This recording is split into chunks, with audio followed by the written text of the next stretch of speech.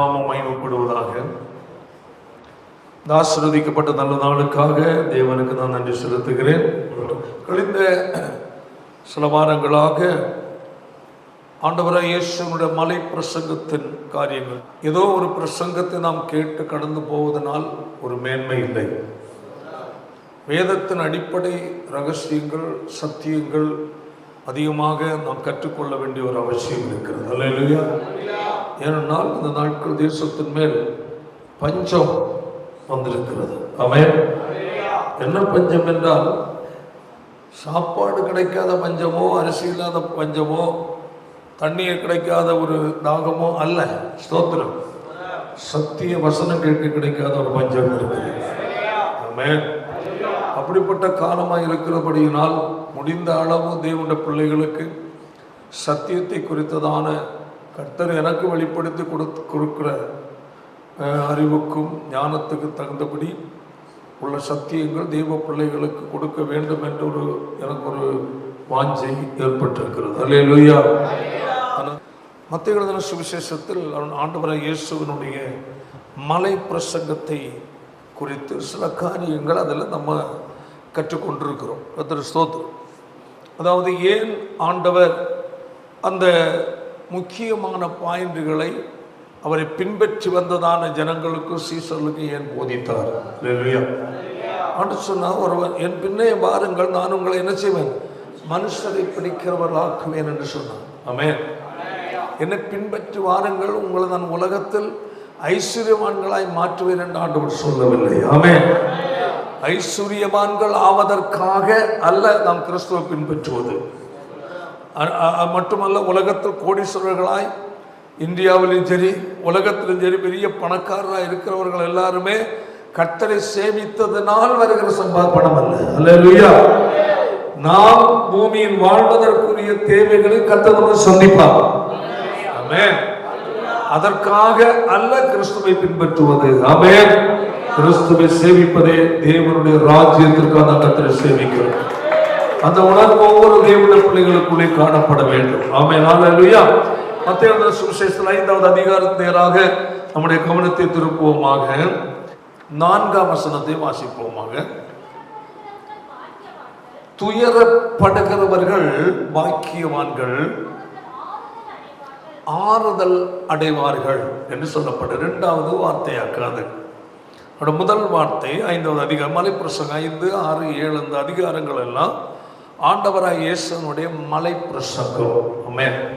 இந்த மலை பிரசங்கத்தில் உள்கொண்டிருக்கிற காரியங்கள் அவருடைய சுபாவங்களை அங்கு வெளிப்படுத்துகிறது. ஆமென். Praise the Lord. இயேசு கிறிஸ்துவுக்குள் இருந்த குணங்கள், சுபாவங்களை இந்த மலை பிரசங்கத்தில் ஆண்டவர் அங்கு சீசர்களுக்கு கற்றுக் கொடுக்கிறார்.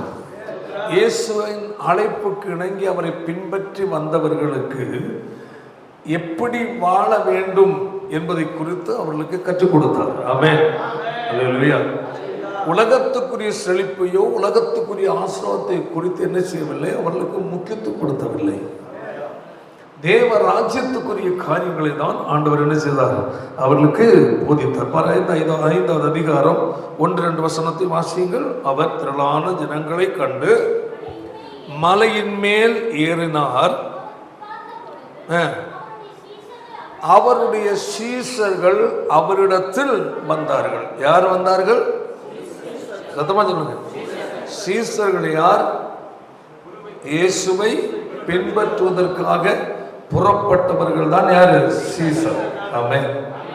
அப்போ சீசன் எப்படி இருக்க வேண்டும், அவன் எப்படி என்னென்ன கடைபிடிக்க வேண்டும், எதெல்லாம் கடைபிடிக்க கூடாது, எவைகளை விரும்ப வேண்டும், எவைகளை விரும்பக்கூடாது, வெறுக்க வேண்டும் என்பதை குறித்து ஆண்டவராகிய இயேசு அவர்களுக்கு கற்றுக் கொடுக்கிறார். அல்லேலூயா. அப்போ இந்த இயேசுவை பின்பற்றுகிறவர்கள் அவரை பின்பற்றுவதற்குரிய முறைகளை நாம் என்ன செய்ய வேண்டும், கற்றுக்கொள்ள வேண்டியது அவசியம். தொடக்க மெசேஜ் ஒரு சண்டே உங்களுக்கு கொடுத்தேன். அதில் கொடுக்கும்போது அவங்க சொன்ன அந்த வார்த்தைகளை ஒரு முறை கொடுக்க நான் ஞாபகப்படுத்துகிறேன். இந்த உலகமானது மனம் போல் வாழ்கிற மனிதர்கள் நிறைந்த ஒரு உலகம். அல்லேலூயா. மனம் போல வாழ்கிற ஜனங்கள் நிறைந்த ஒரு உலகமாக்க இந்த உலகம். ஆனா ஒவ்வொரு மனிதனின் இருதயமும் ஒரு உலகம் என்றான் சொல்றோம். ஒவ்வொரு மனிதனுடைய இருதயமும் ஒரு உலகம். அல்லேலூயா. அதற்குள் எத்தனையோ வன்மங்கள், என்னென்னமோ காரியங்கள் இருந்து கொண்டிருக்கிறது. அப்ப இந்த உலகத்தில் வாழ்கிற கிறிஸ்தவர்களுக்கு அவர்களை போல வாழ்வதற்கு என்ன இல்லை? உரிமை இல்லை. சொல்ல புரியுதா இல்லையா? அப்ப சீசர்களை கர்த்தர் உலகத்திலிருந்து என்ன செய்தார்? பிரித்தார். ஆமென். அல்லேலூயா. ஒவ்வொருடைய மனிதனுடைய இருதயமும் உலக ஆசை, இச்சைகள், உலகத்தில் எல்லா காரியங்களாலும் நிரம்பி இருக்கிறது. அல்லேலூயா. அதை வைத்து உலகத்தில் உள்ள மனிதர்கள் எல்லாம் எப்படி வாழ்றாங்க? மனம் போல வாழ்றாங்க. ஆமென். ஆனா அவைகள் இருந்து உங்களை என்னை கர்த்தர் தெரிந்து கொண்டார். ஆமென். நீங்கள் என்னுடையவர்களாய் இருக்கும்படிக்கு சொல்லுங்க. நான் உங்களை மற்ற ஜனங்களை விட்டு பிரித்தெடுத்து யாருடையவர்களாக இருக்கும்படிக்கு, சத்தமா சொல்லுங்க, தேவனுடையவர்களாய் இருக்கும்படி வாழ்வதற்காக. அல்லேலூயா. உலகத்தில் எப்படியோ நம்மை அங்கிருந்து என்ன செய்தார்? பிரித்தார். ஆமென். அல்லேலூயா. யாருடையவர்களாய் வாழ? அவருக்குரியவர்களாய். ஆமென். பிரித்தெடுத்த மக்களுக்கு கர்த்தர் கொடுக்கிற போதனை தான் உபதேச சத்தியங்கள். ஆமென். உலகத்தில் வாழலாம். அல்லேலூயா. சொந்த பந்துக்கள் நடுவில் வாழலாம். அல்லேலூயா. பாவமும் அக்கிரமம் நிறைந்த உலகத்தில் வாழ்ந்தாலும் அல்லேலூயா, நீ யார் என்பதை அறிந்து வாழ வேண்டும் என்று கர்த்தர் சொல்கிறார். தேவனால் தெரிந்து கொள்ளப்பட்ட ஒரு தேவனுடைய பிள்ளைக்கு ஒரு அறிவு இருக்க வேண்டும். நான் இந்த உலகத்துக்குரியவன் அல்ல. கர்த்தர் என்னை அவருக்கென்று பிரித்தெடுத்திருக்கிறார். அப்ப அவருக்கென்று பிரித்தெடுக்கப்பட்ட தேவ மக்களுக்கு அல்லேலூயா, உலக மனுஷன் கொடுக்கிற சட்டம் அல்ல, பரலோக கவர்மெண்ட் கொடுக்கிற சட்டத்தை நம்ம கொடுக்கிறோம். அதுக்கு பேர் தான் உபதேச சட்டங்கள். கையெழுத்தலிலே சொல்லுவோம். ஆமென். அப்போ அதை கடைபிடித்து வாழ்வதற்காக தான் அதுல அந்த சட்ட திட்டங்கள், அந்த ஒழுங்குமுறைகளுக்குள் என்னென்ன இருக்கிறது என்பதை அல்லேலூயா அவரால் தெரிந்து கொண்டதான சீசர்களிடத்தில் பேச ஆரம்பித்தார். ஆமென். அவரால் தெரிந்து கொள்ளப்பட்டவர்கள் தான் அவருடைய போதனையாகிய சத்தியத்தை என்ன செய்வாங்க? ஏற்றுக்கொள்வாங்க. புரியுதா? அவரால் தெரிந்து கொள்ளப்படாதவர்களுக்கு இந்த போதனைகள் நினைச்சு அது புரியாது, அது பிடிக்காது. ஆமென். இதனை வைத்து நீங்க புரிந்து கொண்டும் உன்னை கர்த்தர் தெரிந்து கொண்டிருக்கிறாரா? அல்லேலூயா. ஏன்? அதான் நான் உங்களுக்கு சொன்னேன், உலகத்தில் வாழ்கிற மனுஷன் எப்படி வாழ்றான்? மனம் போல வாழ்றான். அல்லேலூயா.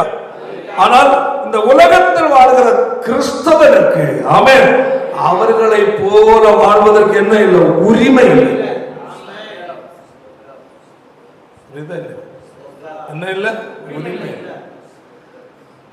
நான் சம்பாதிக்கிறேன், பாடுபடுறேன், உலகம் எனக்கு அது இருக்கு, இது இருக்கு, ஏன் வாழக்கூடாது? இல்லை, உன்னை கர்த்தர் தெரிந்து கொண்டிருக்கிறார். கர்த்தரால் தெரிந்து கொள்ளப்பட்டவன் கர்த்தர் போதிக்கிற பாதையை தான் நீ தெரிந்து கொள்ள வேண்டும். அது சொல்லப்பட்டது. உனக்கு வாழ்வதற்கு உரிமை உண்டு, ஆனால் சில நிபந்தனைகளோடு வாழ கர்த்தர் வைக்கிறார். புரியுதா இல்லையா? பூமியில உனக்கு வாழ உனக்கு உரிமை உண்டு, ஆனா உனக்கு என்ன கொடுக்கிறார்? நிபந்தனைகளுக்கு உட்பட்ட வாழ்க்கை. புரியுதா இல்லையா? அல்லேலூயா. கொண்டு புரிந்து. அடுத்தது, இந்த உலகத்தில் இன்பம், சிற்றின்பம், சிறப்பும், மேன்மை எல்லாம் இருக்கு, ஆனா உனக்கு கர்த்தர் ஒரு அளவுகோலை கொடுத்திருக்கிறார். ஆமென். என்ன எல்லாரையும் போல என்ன செய்ய முடியாது? அனுபவிக்க முடியாது. ரொம்ப கேர்ஃபுல்லா கிறிஸ்தவ வாழ்க்கை வாழ வேண்டும். இன்றைய கிறிஸ்தவம் எல்லாம் அனுபவிக்கலாம், எப்படியும் வாழலாம், சர்ச்சைக்கு மட்டும் வந்தா போதும் என்று போதிக்கிற போதனைகளாக என்று பெருகிவிட்டது. ஆனால் அதிலிருந்தும் ஒரு கூட்ட ஜனத்தை அவருடைய ராஜ்யத்திற்காக தெரிந்து கொள்கிறார். அவருடைய ராஜ்யத்திற்காக ஒரு கூட்ட ஜனத்தை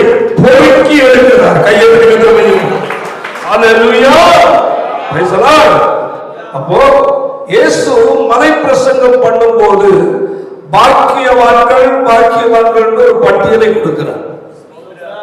ஆமென், ஹல்லேலூயா, ஆமென். அப்போ இதற்கு உட்பட்ட ஒரு வாழ்க்கை வாழ வேண்டும் என்றால் எப்படி வாழ வேண்டும் விதிமுறைகளை அங்கு கொடுத்திருக்கிறார். ஹல்லேலூயா, கையை தள்ளி சத்தமா சொல்லுவோம். ஹல்லேலூயா. அப்ப பரலோகத்தில் ஒரு ஒழுங்கு நெறிமுறைகள் எல்லாம் உட்பட்டதான ஒரு கூட்டம் தான் பரலோக ராஜ்யத்துக்கு கடந்து போவாங்க.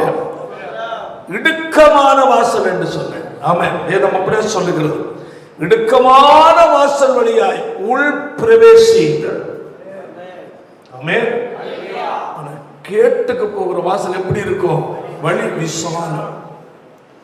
அப்ப இடுக்கமான வாசல் வழியாய் நீ உள் பிரவேசித்து வாழ வேண்டும் என்றால் உனக்கு அதற்குரிய ஒரு விசாலமான ஒரு இறுதியம் உனக்கு தேவை. வாசல் என்ன வாசல்? இடுக்கம். ஆனா இறுதியம் விசாலம். ஆனால் உலகம் அல்லேலூயா விசாலமான வாசல். அல்லேலூயா. அங்கு போறவனுக்கு குறுகின இருதயம்.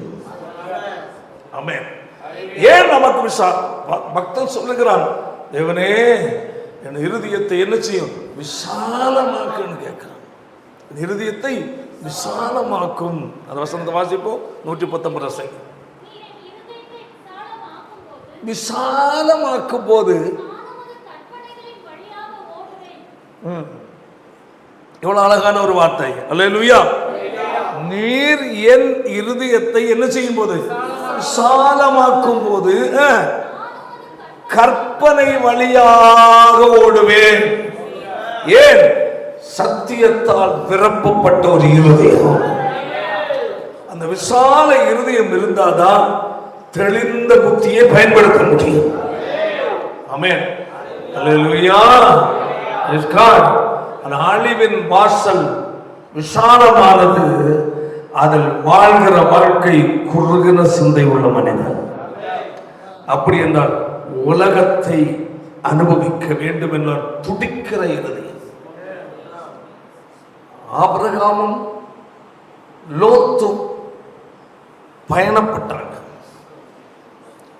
தேவன் ஆபிரகாமுக்கு தரிசனமாய் ஆபிரகாமை கர்த்தர் அழைத்தார். 7 விதமான ஆசீர்வாதங்களை சொல்லி அவரை அழைத்தார்.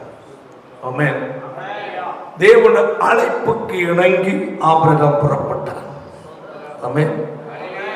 அப்ப சகோதரனுடைய குமாரன் ஆபிரகாம் போன உடனே ஆபிரகாமுக்கு பின்னாடி அவன் போனான். நல்லா புரிந்து கொள்வோம். அல்லேலூயா. கையை தலையில சொல்லும். அழைக்கப்பட்ட ஒரு ஊழியக்காரன், அழைக்கப்பட்டதான தரிசனம் பெற்ற ஒரு ஊழியக்காரனுடைய சபைக்குள் ஒரு தேவ பிள்ளை நிலைத்திருக்கும் போது ஆமென், அதனுடைய மேன்மை வித்தியாசமானது. அழைப்பில்லாமல் ஆசையினாலேயும் எமோஷனாலேயும் ஆதாயத்திற்காக நடத்துகிற ஒரு ஊழியக்காரன் கீழ் வாழ்கிறவன் அந்த தரிசனத்தை இழந்துடுவான். இந்த தரிசனம் உள்ளவனாக இருப்பான். சொல்ல புரியுதா இல்லையா? அல்லேலூயா. அழைக்கப்பட்டவன் தரிசனம் பெற்றவன் மேல பார்த்து வாழ்வான். அவருடைய பார்வை தேவனிடத்தில். அல்லேலூயா. அழைப்பில்லாதவனுடைய பார்வை பூமிக்குரிய பார்வையா இருக்கும். அதற்கு எடுத்துக்காட்டா இருக்கிறவன் தான் ஆபிரகாமும் லோத்து. ஆமென். அல்லேலூயா சொல்லுவாய். லோத்து ஆபிரகாமை தான் பின்பற்றி நடந்தான். ஆபிரகாம் கூட தான் போனான். ஆபிரகாம் பலி செலுத்தும் போது அவனும் அங்கே நின்றான். அல்லேலூயா. ஆனால் ஆபிரகாமுக்கு மேலுள்ள வெளிப்பாடு கிடைச்சது. ஆனால் லோத்துக்கு மேலுள்ள வெளிப்பாடு இல்ல. ஆபிரகாமை சார்ந்து போனான். பரலோகத்துக்குரிய வாழ்வு வந்து மிகவும் வித்தியாசமானது. ஆமென். ஆனால் உலகத்திற்குரிய மனிதன் அதை என்ன செய்ய மாட்டான்? ஏற்றுக்கொள்ள மாட்டான். அதுதான் ஆபிரகாமுடைய வாழ்க்கையிலையும் லோத்தினுடைய வாழ்க்கையில் ஏற்பட்ட பிரச்சனை. ஆமென். ஆமென். தேவன் என்னை அழைத்தார், தரிசனம் கொடுத்தார். என்னிடத்தில் இவைகளை எல்லாம் வெறுத்து விடு, புறப்படு என்று தேவன் சொல்லிவிட்டார் என்று சொன்ன உடனே அதை கேட்டு லோத்தும் மறுத்தான், லோத்தும் விட்டார், லோத்தும் புறப்பட்டார். ஆமென். இந்த ரெண்டு கூட்டம் தேவ சபைக்குள்ள உண்டு. ஆமென். ஆமென். ஆபிரகாமை போல அழைப்பு, ரட்சிப்பை, மனதிரும்புதலை பெற்ற ஒரு கூட்டமும், ஆமென், உலகத்திற்காக சபைக்கு வருகிற கூட்டமும் உண்டு. அடையாளம் கண்டுகொள்ள முடியும். அப்போ உலகத்திற்காக இயேசுவிடத்தில் வருகிறவன் உலகத்தை குறித்தான் சிந்திப்பான். ஆமென்.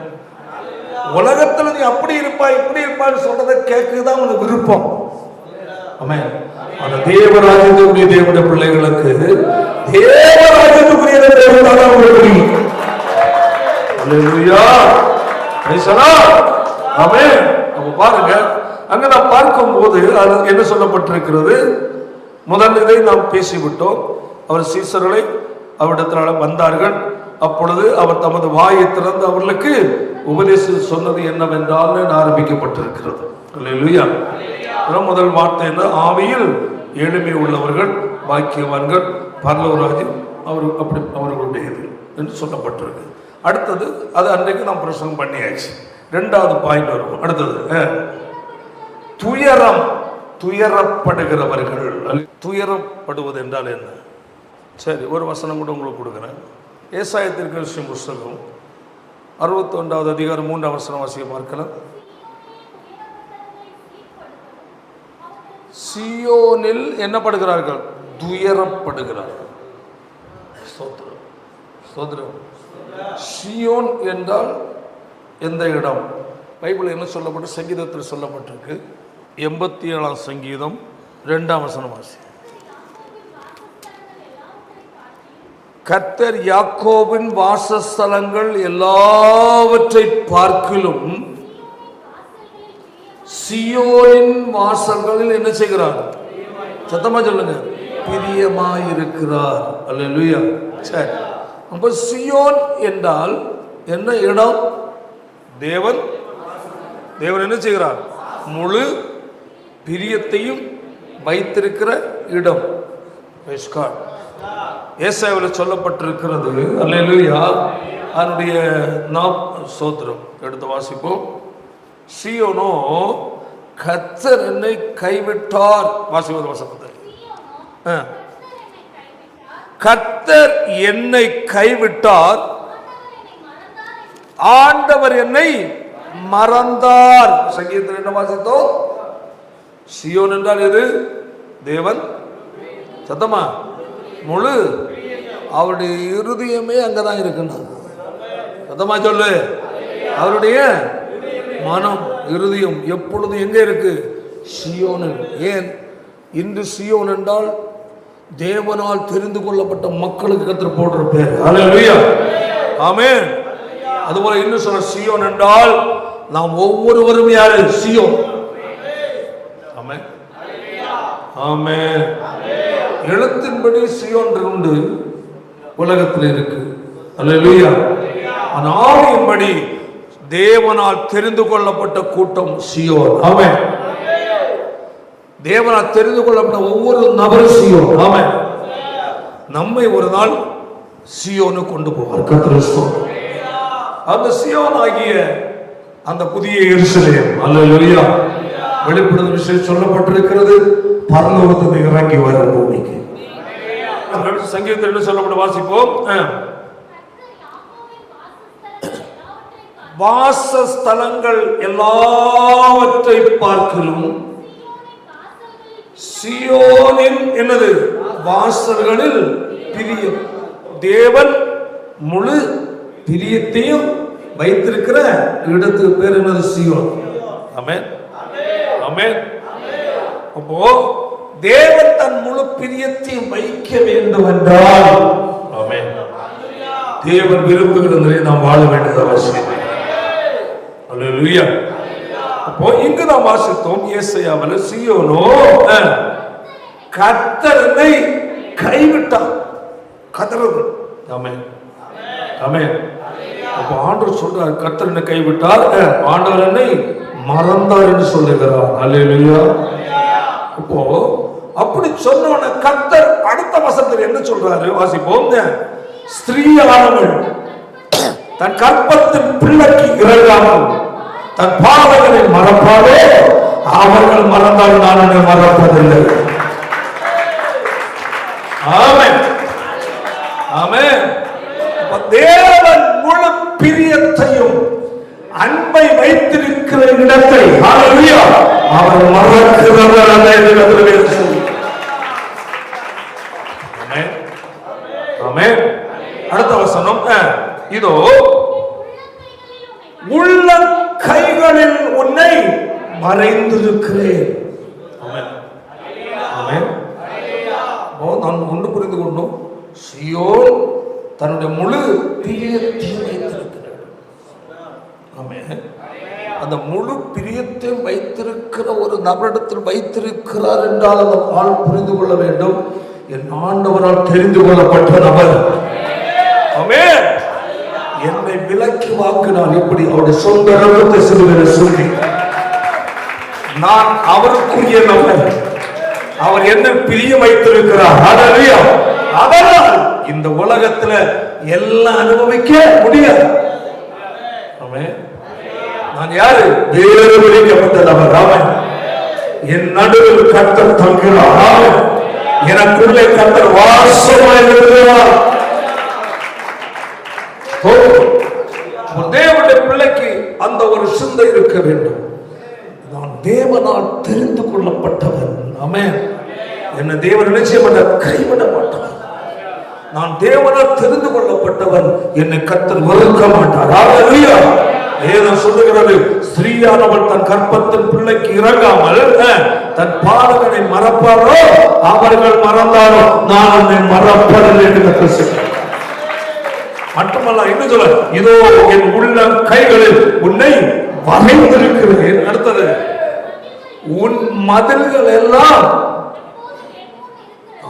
எப்போதும் என் முன் இருக்கிறது. குடியிருக்கிற இடம், உன் துறவு தோட்டங்கள் எல்லாவற்றின் மேல் என்ன? தேவனுடைய கவனம் இருக்கு. ஆமென். ஏன் அவர் கவனம் வைக்கிறார்? அவர் தன் முழு பிரியத்தை வைத்திருக்கிறார். அந்த புரிந்து கொள்ள வேண்டும். அந்த நிலையில் இருக்கும் போது இந்த உலகத்தில் தான் நாம் வாழ்வோம். ஆனால் இந்த உலகத்தில் வாழ்ற வாழ்க்கை இருக்கும். தேவன் என்ன வைத்தார்? ஒரு ஒழுங்குமுறை வைத்தார். அந்த ஒழுங்குமுறையாகிய சத்தியத்துக்கு உட்பட்டுதான் வாழ முடியும். நான் பொதுவாக ஒவ்வொரு சபையில ஊர் மக்கள் பண்டிகை கொண்டாடுறாங்க என்றால், அல்லேலூயா, நீ தேவனால் தெரிந்து கொள்ளப்பட்ட நபர் என்பதை அங்கு நிரூபித்து காட்டணும். ஒரு வேறுபாட்டின் வாழ்க்கையை போதிக்காத சபை சத்தியத்தை போதிக்கிற சபை அல்ல. நல்லா புரிந்து கொள்ளும். கைத்தட்டுவாங்க, பாட்டு பாடுவாங்க, அந்நிய பாஷையும் என்ன பேசுவாங்க, எல்லாம் செய்வாங்க, பைபிள் வாசிப்பாங்க, எல்லாம் செய்வாங்க. ஆனா வேறுபாட்டை குறித்து சரியா போதிக்காத சபை தேவராஜ்யத்துக்கு போகாது. இதோ என் உள்ள கைகளில் உன்னை மறைந்திருக்கிறேன், உன் மதில்கள் எப்போதும் என் முன் இருக்கிறது. கையை தண்ணியில் சொல்லுவோம். ஆமென். அவ்வளவு ஒரு சீயோன் மேல் கர்த்தர் என்ன வைத்திருக்கிறார்? வைராக்கியம் வைத்திருக்கிறார். சீயோன் மேல் வைராக்கியம் மட்டுமல்ல, கர்த்தர் வாஞ்சியம் வைத்திருக்கிறார். கையை தண்ணியில் சொல்லுவோம். இந்த ஆண்டவர் சொல்லுகிறார், 51வது அதிகாரத்துல 3வது வசனத்தை வாசிப்போம். ஆறுதல் செய்வார். கையை விதலில் சொல்லும். என்ன செய்வார்? ஆறுதல். அப்ப அவர் நேசிக்கிற இடத்துக்கு அவர் என்ன செய்ய போறார்? ஆறுதல் செய்கிறவர். ஆமென். சரி, அப்ப நம்ம அங்க பார்த்தோம் எப்படி கர்த்தர் ஸ்தோத்திரம். இந்த சீயோன் நம்ம 61:3 என்ன வாசித்த ஏசாயாவில, சீயோனில் துயரப்படுகிறவர்கள். ஆமென். ஏன்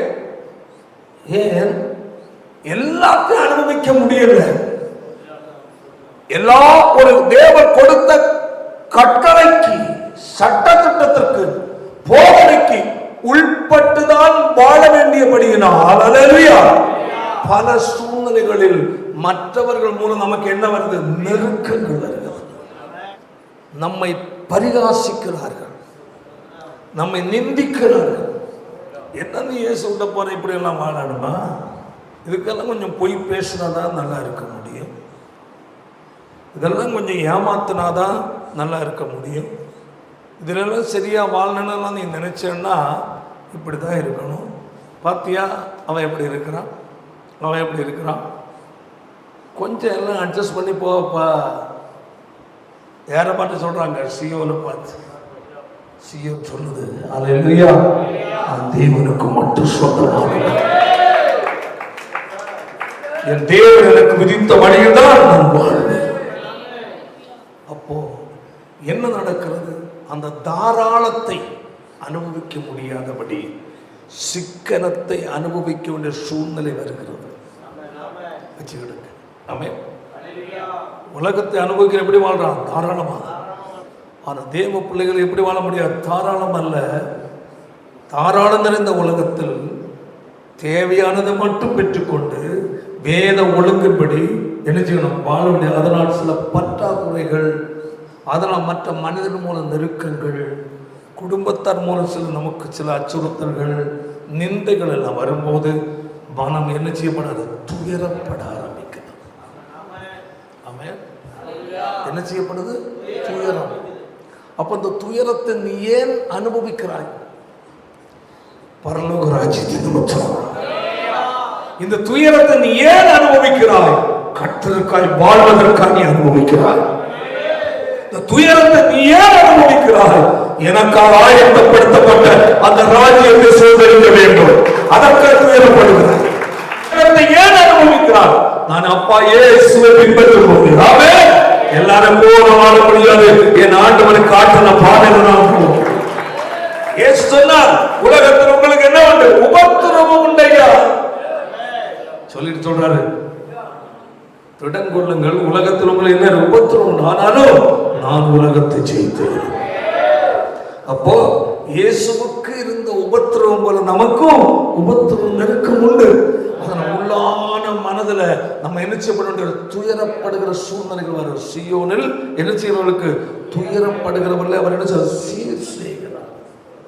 அப்ப அந்த துயரங்களும் பாரமும் வேதனை வரும்போது யாரை தான் பார்க்கணும்? தேவனை பார்க்கணும்.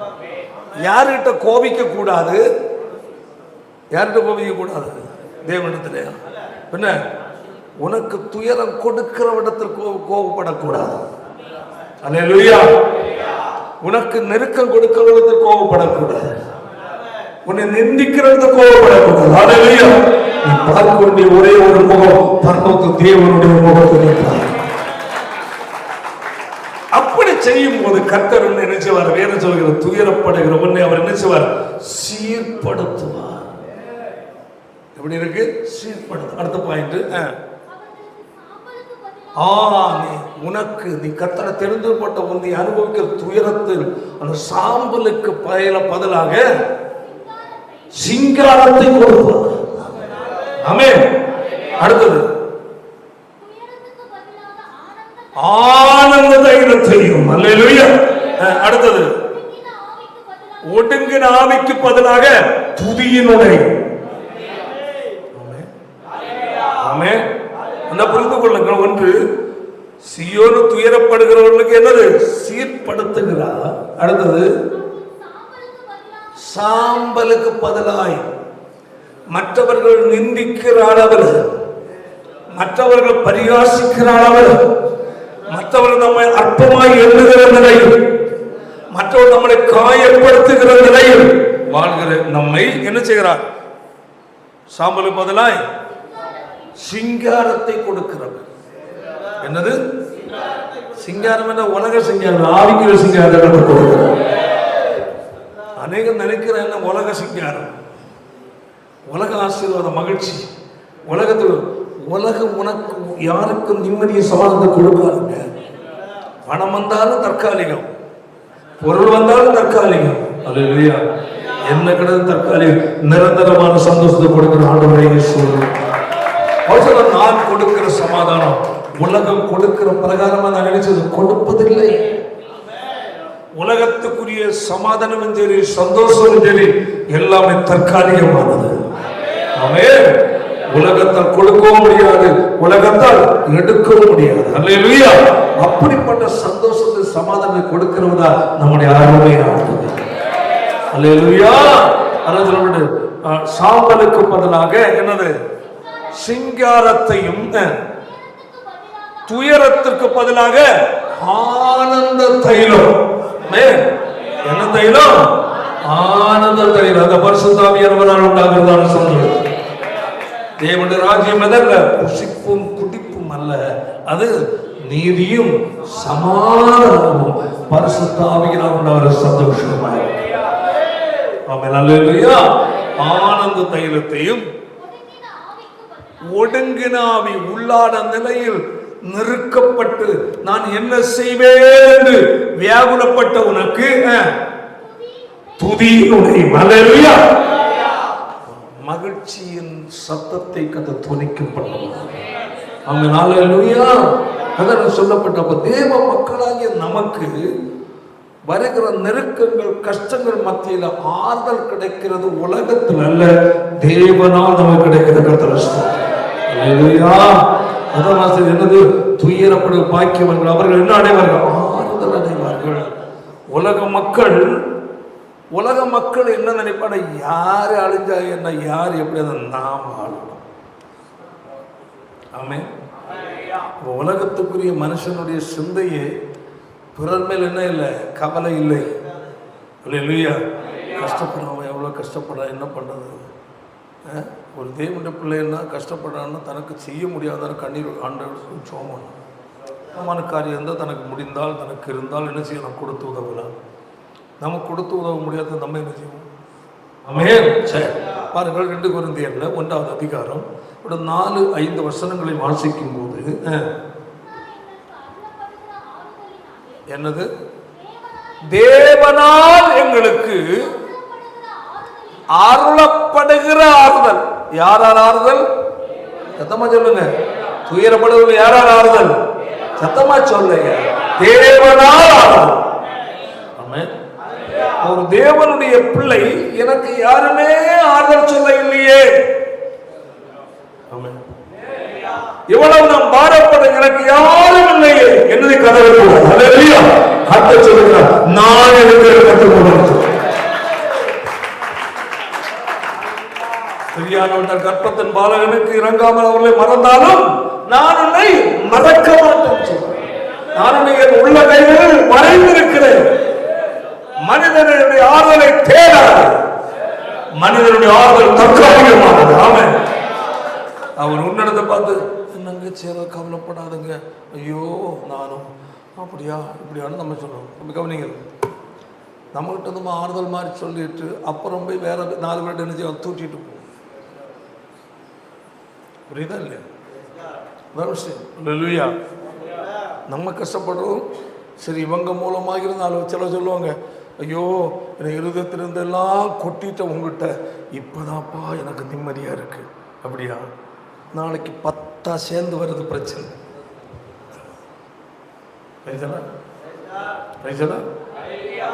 தன் பாரம் தன் துக்கத்தை யாரிடத்தில் போய் சொல்லலாம் என்று அலைகிற விசுவாசிகள் இன்னைக்கு இருக்கிறாங்க.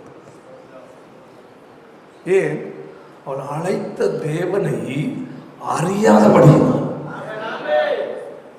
அழைத்த தேவனை குறித்த ஒரு அறிவு இருந்தால் அல்லேலூயா, தன் துக்கத்தையும் வியாகுலத்தையும் மனுஷன் சொல்ல ஓட மாட்டாங்க. முழங்கால் தந்து தேவனோடு பேசுவாங்க.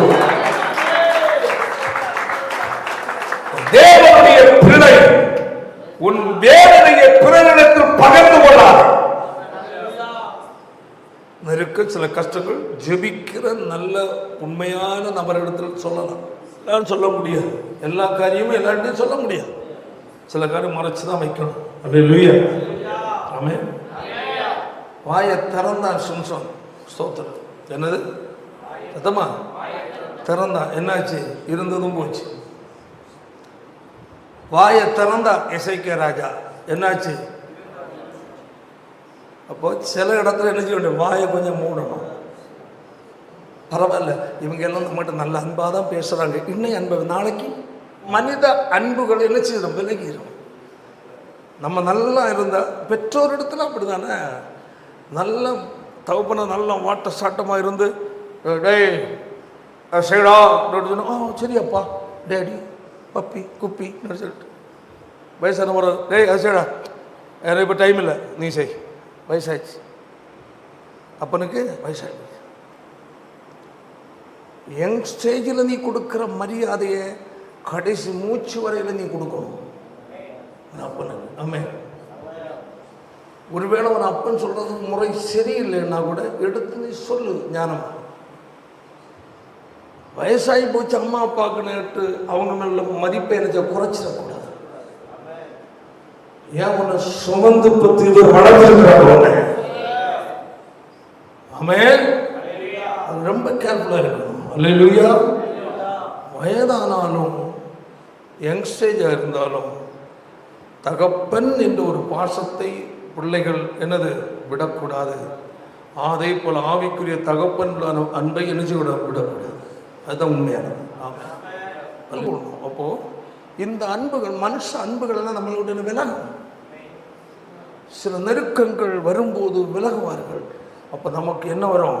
மனசுல உள்ள துயரங்கள், வேதனைகள். அப்போ புரிந்து கொள்ளணும், அந்த நேரம் ஆறுதல் கொடுக்கிறவர் நம்முடைய அருமையை ஆண்டவர். அப்போ மனிதனை தேடக்கூடாது, ஆறுதலுக்கு மனுஷனை தேடாத. எவ்வளவு துக்கம் வந்தாலும் வேதனை வந்தாலும் நீ போய் சந்திக்க வேண்டிய ஒரே ஒருவர் உண்டு, அவர் தேவனாகிய கர்த்தர். அதாவது நாம் தேவ சமூகத்தின் முழங்கால் படியிடும் போது ஆமென், மனிதனிடத்தில் கொட்டுகிறதை பார்க்கலும் உள்ளால் இருந்து கூட ஆண்டவரே, இந்த பூலோகத்தில் எனக்கு உண்மை தவிர ஒருவருமே இல்லையா, ஆறுதல் படுத்தவோ தைரியப்படுத்தவோ என் வேதனையை அறியத்தக்க ஒரு மனுஷன் இல்லப்பா, அதனால தான் உங்கள்கிட்ட நான் வந்திருக்கிறேன் என்று உள்ளம் திறந்து ஜெபம் பண்ணி பாருங்க. அந்த ஜெபம் பரலோகத்தை அசைக்கிறது. சாதாரணமாக இல்லை. நாம் சில நேரங்கள் கர்த்தருடைய சமூகத்தில் கண்ணீரோடு ஜெபிக்கிற ஜெபத்துக்கு உடனடியாக ஒரு பதில் அங்கே ரெடியா இருக்கு. அதாவது சொல்ல ஜெபிக்கிறது எங்கே இருந்து ஜெபம் பண்ண? உள்ளத்துல சொல்ல. அன்னாள் இருதயத்தை ஊற்றி ஜெபித்தாள். பார்க்கிறதான ஏலிக்கு பரிகாசிக்கிற அளவில் தோணுச்சு.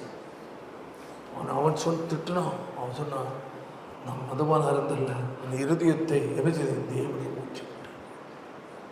அவள் இருதயத்தை ஊற்றினவருடைய அந்த வலி யாருக்கு தெரியல? ஏலிக்கு தெரியல, ஊழியக்காரனு தெரியல. அவருடைய வலி யார் அறிந்த? தேவன் அறிந்த. உடனே பதில் என்னவென்றால், ஹல்லேலூயா, உன் வேண்டுதல் படி கர்த்தர் உனக்கு செய்வார். அன்று விட்ட ஒரே ஒரு நாள் விட்ட கண்ணீர். ஆமென். அடுத்தது அவள் ஆலயத்தை கடந்து வருவது, அவள் என்ன கேட்டாலும் அதோட வந்தாள். கண்ணீரோடு ஜெபித்து பாருங்கள். மனிதனுடைய நெருக்கங்கள், நிந்தைகள், பரிகாசங்கள், பிரச்சனைகள் வரும்போது ஹல்லேலூயா, உள்ளத்துல போட்டு கலங்காம ஆமென், கர்த்தருடைய சமூகத்தில் கொட்டிப்பார். ஆமென். கர்த்தருக்கு பதில் தர ஒரு ஆயத்தம் உள்ள தேவன். கண்ணீரை மறுகலந்து போகிற தேவன் அல்ல. நீ புலம்பிக் கொண்டிருக்கிறதை பார்த்து சந்தோஷப்படுகிற தேவன் அல்ல. உன் புலம்பலை ஆனந்த கழிப்பாய் மாற்றுகிறவன். அந்த 4-5 வசனம் 2 கொரிந்தியர். தேவனால் எங்களுக்கு அருளப்படுகிற ஆறுதல்.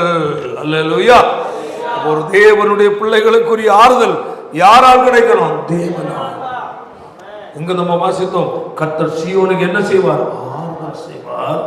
அடுத்தது அதனுடைய 51:3 எசாயா. ஆறுதல் செய்வார், அதன் பாழான ஸ்தலங்களை எல்லாம் தேர்வடைய செய்து வனாந்தரத்தை ஏதேனை போலவும் அவாந்திர வழியை கர்த்தருடைய தோட்டத்தை போலவும் ஆக்குவார். ஹல்லேலூயா. சந்தோஷம், மகிழ்ச்சியும் துதியும் உண்டாயிருக்கு. கைகளுடைய தலையில சொல்லும். அப்போ துயரப்படுகிற நம்மை கர்த்தர் ஆறுதல் செய்வது இப்படிதான். அதான் நம்ம வாசித்தோம், துயரப்படுகிறவர்கள் கிறிஸ்துவின் நிமித்தம் ஆமென் கர்த்தருக்கு பக்தியாய் வாழ வேண்டுமே என்ற ஒரு வைராக்கியத்தின் நிமித்தம், தேவனு பிரியமா நாம் வாழ வேண்டுமே வைராக்கியத்தின் நிமித்தம் ஹல்லேலூயா பல நிலையில் நம்முடைய இருதயம் வேதனைப்படுகிற மனுஷர்கள் பேசும்போது, நடந்து கொள்ளும் போது, அதனால் உள்ளான இருதயம் துயரப்படும் போது ஹல்லேலூயா உனக்கு ஆறுதல் செய்ய கர்த்தர் காத்து நிற்கிறார்.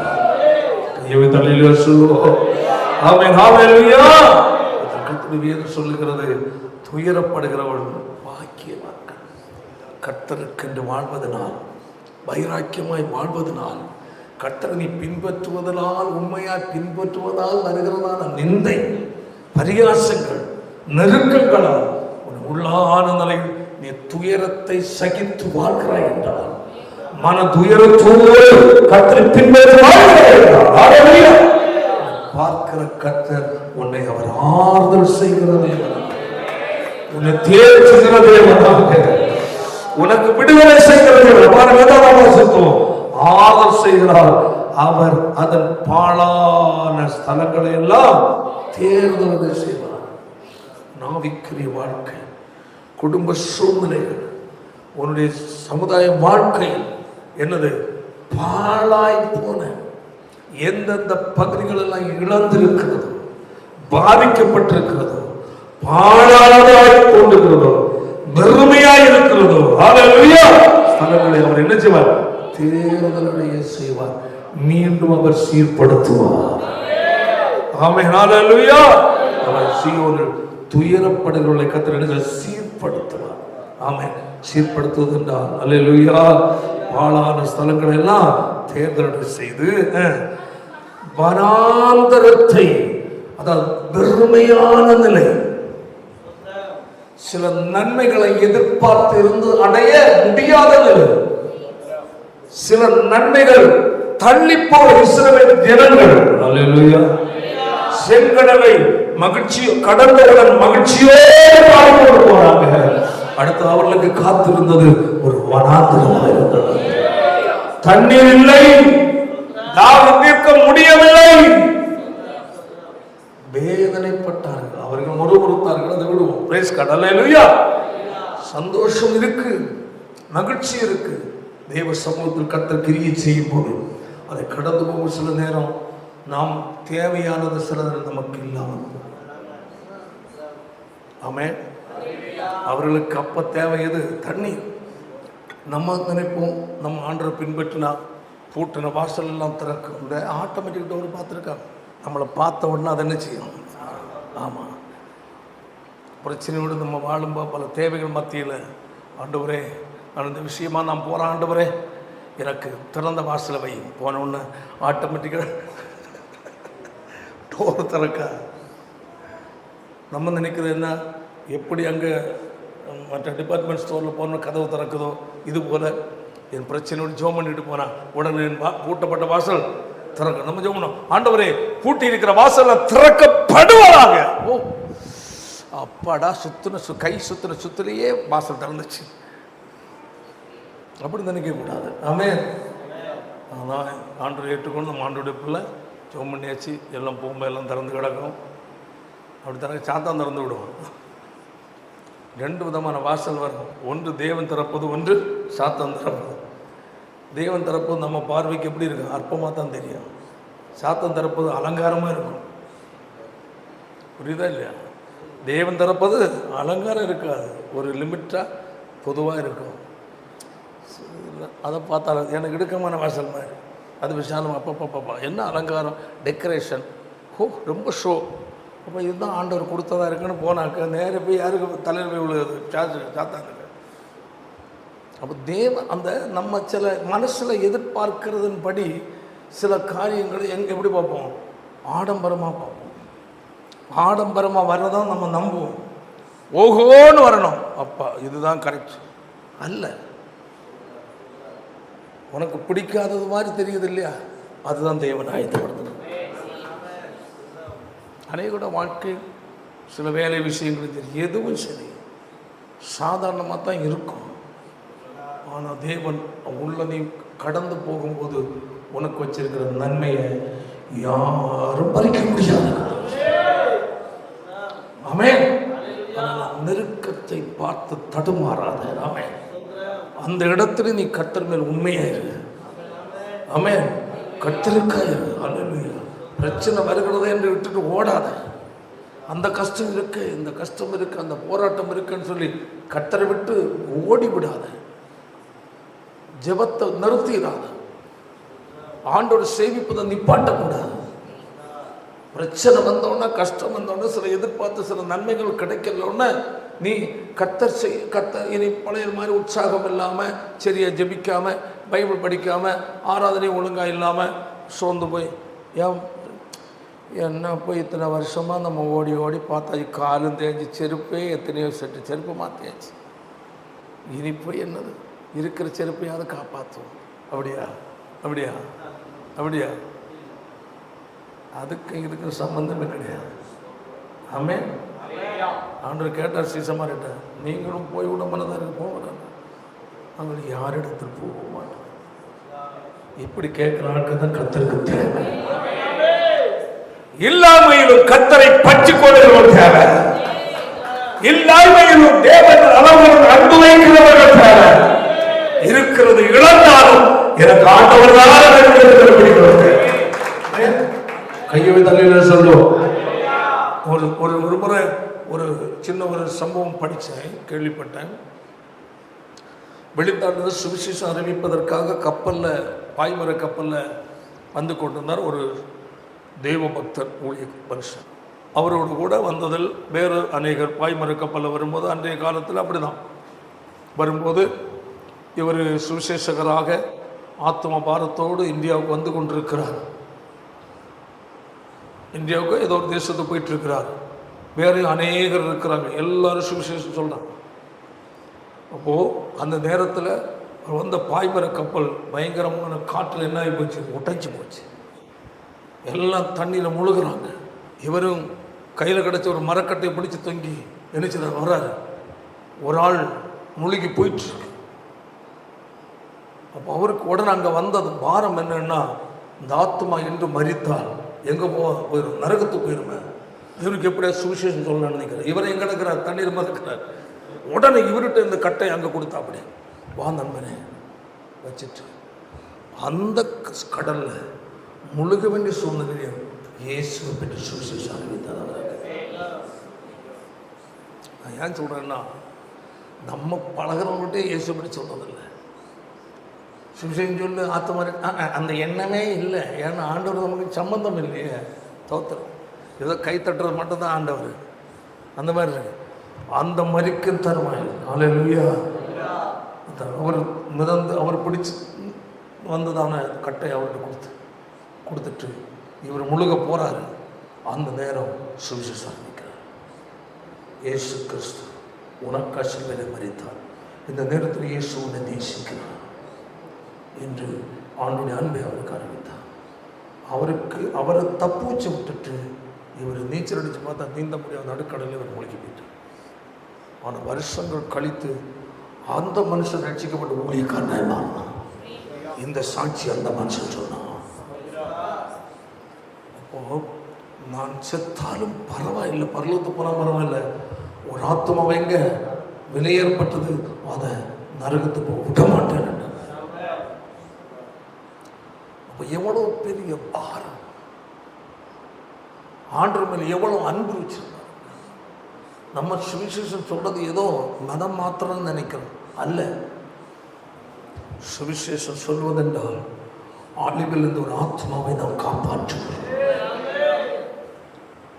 எவ்வளவோ கோடான கோடி மக்கள் ஒவ்வொரு நாளும் நரகத்துக்கு போயிட்டு இருக்கிறாங்க. கொஞ்சம் யோசித்துப்பார். சாகரனுடைய சாவை நான் என்ன செய்வதில்லை, விரும்புவதில்லை. நரகத்து நோய் போகிற மனுஷனை போய், மனுஷனே இயேசு உன்னை நேசிக்கிறார், உனக்காக இயேசு சிலுவையில் மரித்தார், நீ இந்த இயேசுவை ஏற்றுக்கொண்டால் நரகமாகி அழிவிலிருந்து நீ காப்பாற்றப்படுவாய் என்று ஒரு மனுஷனை சுவிசேஷம் 4 வார்த்தை சொல்றதுக்கு யார்கிட்ட போய் கேட்க? அவன் பாப்பா ஒருவேளை அந்த நேரம் உன்னை ஏதாவது திட்டிட்டு போகலாம். மறுநேரம் அவன் யோசிப்பான். இயேசுவனை சமாதானம் கொடுப்பான்னு சொல்றதல்ல சுவிசேஷம். இயேசுவனை கஷ்டத்தை மாற்றுவான்னு சொல்றது சுவிசேஷம் அல்ல. இயேசுவனை வியாதியை குணமாக்குவான்னு சொல்றதில்ல சுவிசேஷம். வியாதி குணமாக்குற அது வேற விஷயம். இயேசு உனக்கு கடனை நீக்குவார், உன்னை வசதி வாய்ப்பை கொடுப்பார், உன்னை பெருக பண்ணுவார், உன்னை உயர்த்துவார். அது அல்ல சுவிசேஷம். சுவிசேஷம் அது அல்ல. சுவிசேஷம் ரட்சிப்பின் நற்செய்தி கொடுப்பது சுவிசேஷம். மனிதனே, உனக்காய் இயேசு சிலுவையில் மரித்தார், அவர் மூன்றாவது உயிர்த்தெழுந்தார். அந்த இயேசு மரித்தது உனக்காய். அந்த இயேசு நீ ஏற்றுக்கொண்டால் அழிவாகிய நரகத்திலிருந்து என்ன செய்யப்படுவாய்? காப்பாற்றப்படுவாய். உன் இருதயத்தை இயேசு திறந்து கொடு. நற்செய்தி சுவிசேஷம். உனக்காய் இயேசு மரித்தார், உன்னை இயேசு நேசிக்கிறார். இயேசுவை ஏற்றுக்கொள்கிறவர்களுக்கு நரகாக்கினிருந்து விடுதலை உண்டு, பாதுகாவல் உண்டு. இந்த இயேசுவின் சிலுவை பாடு, இயேசு சிந்தின இரத்தத்தின் வல்லமை, இயேசு கொடுத்த ஜீவனின் விலை மதிப்பை குறித்து அவன் சொல்லும் போது நான் வதைக்கிற வசனம், உன் ஆகாரத்தை எங்கே போடு? தண்ணீர் மேல் போடு, அநேக நாட்களுக்கு பெரும்பாலும் கர்த்தருடைய வார்த்தையுமா கடந்து சொல்லி பாருங்கள். கழிந்த நாளில் தான் யாருக்கு அனுப்பிவிட்ட ஞாபகம் இல்லை, ஒரு வாலிப பிள்ளை, தமிழ்நாட்டுக்காரி தான், தனியாக நின்றுட்டு ஒரு பேகத்தோட போட்டுட்டு பைபிளை கையில் வச்சுட்டு சுவிசேஷம் ஆரம்பிக்கிறான். வாலிப பொண்ணு, கல்யாணம் இல்லை, ஒரு 18-19-20 வயசுக்குள்ளே தான் இருக்கும். தனியாக ஒரு தெருவில் நின்று பிரசங்கிக்கிறான், சுவிசேஷம் ஆரம்பிக்கிறான். நான் ஆச்சரியப்பட்டேன். நமக்கும் வாலிப பிள்ளைகள் இருக்கிறாங்க, சாப்பாட்டோடு சரி படுக்கையோடு சரி, தேவைன்னா உல்லாசமாக எங்கேயா போயிட்டு திரும்ப கூண்டில் வந்து குருவி வேறு அடைஞ்சு கிடையாது. இது மட்டும்தான் சுவிசேஷ தொழில்களுக்கு புறப்படும். உனக்கு ஆயுசை கொடுப்பதன் நோக்கமே பிறருக்கு இயேசு நன்மை அறிவிக்க. நீ பூமியில் எப்படி வாழ்ந்தாலும் அதற்கொன்றும் பலன் இல்லை, கிறிஸ்துவுக்காய் செய்வது ஒன்றுமே பலன் உள்ளதாய் மாறுகிறது. இறங்கி புறப்படணும். ஒவ்வொரு தேவனுடைய அந்த பாரம் இருக்கணும். ஆமென். தனியா போ, வெக்கமா பயமா? வெக்கப்படக்கூடாது. வெக்கப்படுறியா? ஏன் வெக்கப்படுற? வேதத்தை எடு, கிடைக்கிற நேரம் சும்மா இருக்காத, 2 பேரோட போ. இன்றைக்கு யாரா ஒரு ஆளுக்கு சுவிசேஷம் சொல்லணும். எங்கேயா போ, தெரிஞ்ச ஆளா, ஃப்ரெண்ட்ஸா இருக்கும், தெரிஞ்சவங்களா இருக்கும். இது ஒரு பொருள் வாங்க போறியா, அங்க சுவிசேஷம் சொல்லு. பொருள் சண்டை போட்டு வாங்க தெரியுது இல்லையா? நீ சண்டை போட்டா எப்படி அவன் இயேசுவை ஏற்றுக்கொள்வான்? என்னங்க இவ்வளோ விலை, கொஞ்சம் கம்மி பண்ணி தரக்கூடாது? 2 ரூபா குறைச்சிக்க. இந்த 2 ரூபாய்க்கு ஒரு ஆத்மாவை நரகத்தை தள்ளி விடுற. என்னங்க விலை? 5 ரூபாங்க, கொஞ்சம் கம்மி பண்ணுங்க. இல்லைங்க, உங்களுக்காக தான் 5 ரூபா. இல்லை, நான் 3 ரூபா தான் தருவேன். ஒரே சண்டை, அவனும் சண்டை, இவங்களும் சண்டை. சண்டை போட்டுட்டு சரிதான், வேறு வழி இல்லை, 1 ரூபாயாத்தான் சண்டை. பிச்சைக்காரன்னு போட்டால் வாங்குவானா? இந்த பிச்சைக்காரன் வாங்கிட்டு பிச்சைக்காரன் வீட்டுக்கு வரேன். 5 ரூபா கேட்டால் தாங்க, சரிங்க பரவாயில்ல, லாபம் இல்லை, சரி 1 ரூபா கூட சேர்த்து வச்சுக்கிடுங்க, 6 ரூபாயை தரேன், ஆண்டு உங்களை ஆசீர்வதிப்பார். சொல்லிப்பார். 1 ரூபா நஷ்டம் இல்லை, அதை கட்டண கூட்டி வேற கொடுப்பாரு. 1 ரூபா சேர்த்து கொடு, 2 ரூபா சேர்த்து கொடு. எத்தனை பிச்சைக்கான பைசா கொடுக்குறோம்? இந்தாங்க, சரி பரவாயில்லைங்க, இந்தாங்க 2 ரூபா கூட வச்சுக்கிடுங்க, ஆண்டு உங்களை ஆசீர்வதிப்பார். உடனே ஒன்றை பார்க்க மாட்டான் மூஞ்சில். என்னங்க இந்த கிறிஸ்டியனா? ஆமாங்க, உங்களை இயேசுப்பா நேசிக்கிறார். ஆரம்பிச்சிடலாமல்ல? உங்களுக்காக இயேசு சிலுவையில் மரித்தார். அவர் சிந்தின ரத்தம் நம்முடைய பாவங்களெல்லாம் போக்க. இந்த உலகம் முடிய போகுது, சீக்கிரம் அழிவு வந்துட போகுது. இயேசு சொன்ன சம்பவம் நடந்துட்டுருக்கு. இயேசுப்பா வரப்போகிறாரு.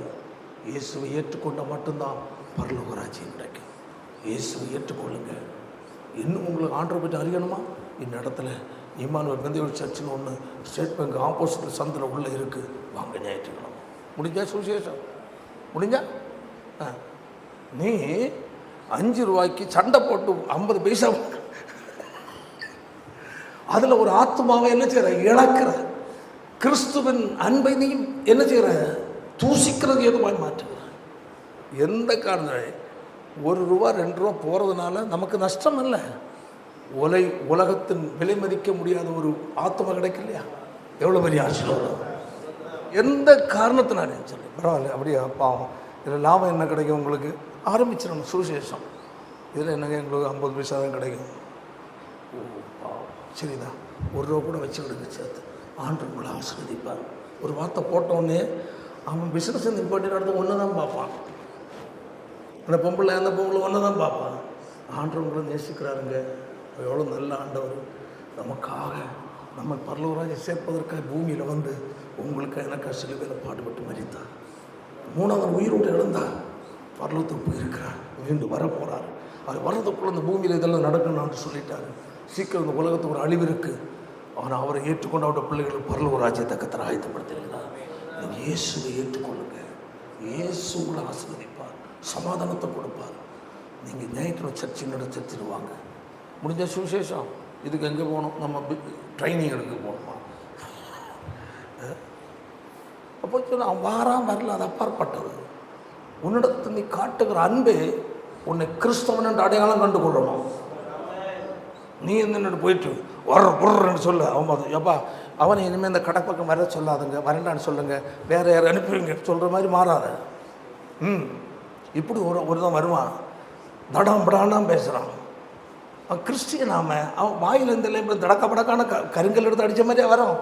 அப்படி சொல்லக்கூடாது. கனிவான வார்த்தை, கனிவான வார்த்தை. பிஸ்னஸ் என்ற கிடையாது. சரி அப்படிங்களா, சரி பரவாயில்ல, சரி நான் கொஞ்சம் விடுங்க சார், அப்படி போட்டு சார். ரொம்ப நிதானமாக பேசும்போது அவன் பார்ப்பாங்க, என்னங்க நீங்கள் கிறிஸ்டியன்னு அவங்களே கேட்பாங்க. ஏன்னா கிறிஸ்தவன் எல்லாம் ரஃப்பாக தான் பேசுவான், கிறிஸ்தவன் நைஸாக பேசுவான். அவன் குரலை கேட்டு புரிஞ்சுக்கிடுவான். ஆமாங்க, ஏசு தான் கிறிஸ்டியன், உங்களையும் ஏசப்பா நேசிக்கிறேன். எவ்வளோ ஆரம்பிச்சிட சுவிசேஷம் எவ்வளோ அழகாக இருக்கும். ஆனால் தேவனுடைய பிள்ளைகள் நாம் பிறர் நம்மளை நிந்திக்கிறான்னு நம்ம ரொம்ப பாரப்படாமல், நமக்கு ஆறுதல் தேவனிடத்தில் இருக்கு, சமாதானம் தேவனிடத்தில் இருக்கு. அல்லையா? தான் நம்ம பார்த்தோம். என்னது? துயரப்படுகிறவர்கள் பாக்கியவான். சீயோனில் துயரப்படுகிறவர்களை கர்த்தர் சீர்படுத்துகிறார். ஆமென், அல்லேலூயா. தேவனால் உண்டான ஆறுதல் நமக்கு கொடுக்கிறது. ஆமென். கர்த்தர் சீயோனுக்கு ஆறுதல் செய்வார்.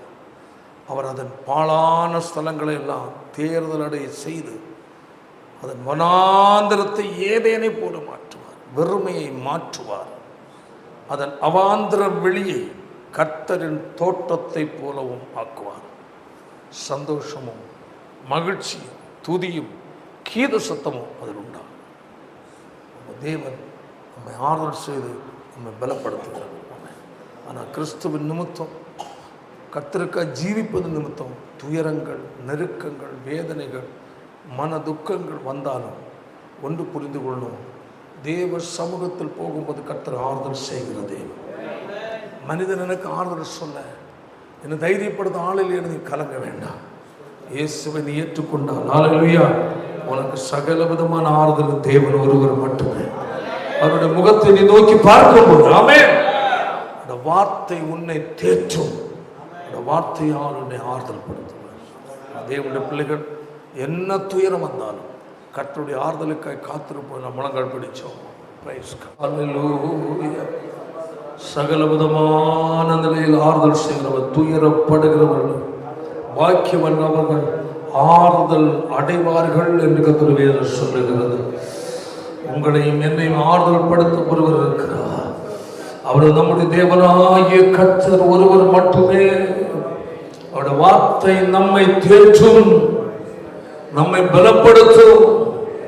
சீயோனுக்கு ஆறுதல் செய்கிறவர், கர்த்தரால் தெரிந்து கொள்ளப்பட்ட கர்த்தருடைய பிள்ளைகளுக்கு கர்த்தர் ஆறுதல் செய்கிற நல்ல தேவனாக இருக்கிறார். மனிதனுடைய உதவிகள், ஒத்தாசைகள், ஆறுதல்கள் நம்மை விட்டு விலகணும். கர்த்தர் மாறாத நல்ல தேவனாக இருக்கிறார். எல்லாரும் ஒப்பு கொடுப்போம். ஆறுதலின் தெய்வமே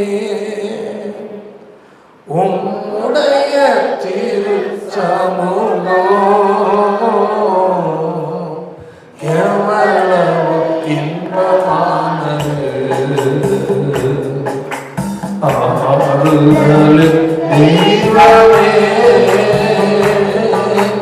ஆத்துமா தேவனே உம்மையை நோக்கி ஆர்வமுடன் நின்றது. ஆத்துமா தேவனே உம்மையை நோக்கி ஆர்வமுடன் அலைகின்றது.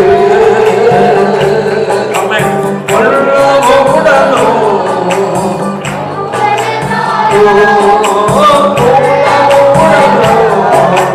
ஒவ்வொரு நாளும் கெம்பிக்கும் சத்தம்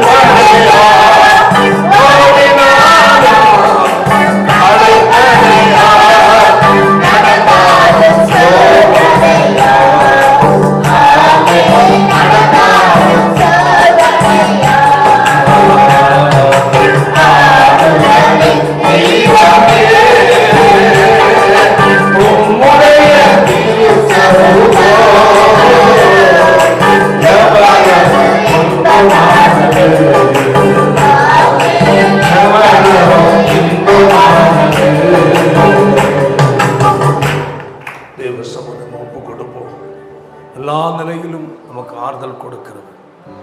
சின்ன பிரச்சனை, பெரிய பிரச்சனை, இறுதி வேதனைப்படுகிற நிலையில், பல துயரப்படுகிற நிலையில் பல காரியங்கள் வந்தாலும் நமக்கு ஆறுதல் கொடுத்து சமாதானப்படுத்தி தேற்றி வழி நடத்துகிற ஒரே ஒரு நல்ல ஆண்டவர் உண்டு.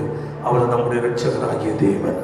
தேவ சொந்த கூடையில் செபிப்போம். நல்ல பிதாவே, நல்ல வேலைக்காய் ஸ்தோத்திரம்.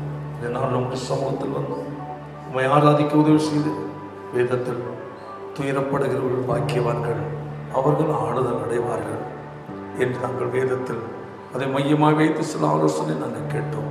கிறிஸ்துவுக்காக உண்மையாக நாங்கள் ஜீவிப்பதன் நிமித்தம், உலகத்துக்குரிய காரியங்களை மறுப்பதன் நிமித்தம், பல இறுதியும் துக்கப்படுகிற நிலையில், துயரப்படுகிற நிலையில், பல மனிதர்களுடைய பேச்சுகள், செயல்பாடுகள், நடவடிக்கைகள் எங்களை வேதனைப்படுத்துகிற நேரத்தில், ஆமென், நீர் எங்களை ஆறுதல் செய்கிற நல்ல தேவனாக, சகல விதமான ஆறுதல் தேவனாக இருக்கிறபடி உமக்கு நன்றி செலுத்துகிறோம். அப்பா, கர்த்தர் ஒவ்வொரு ஆசீர்வதியும் உம்மிடத்துள்ள ஆறுதலை சமாதானத்தையும் நாங்கள் அடைய கர்த்தர் கிருபை அருள்வீராக.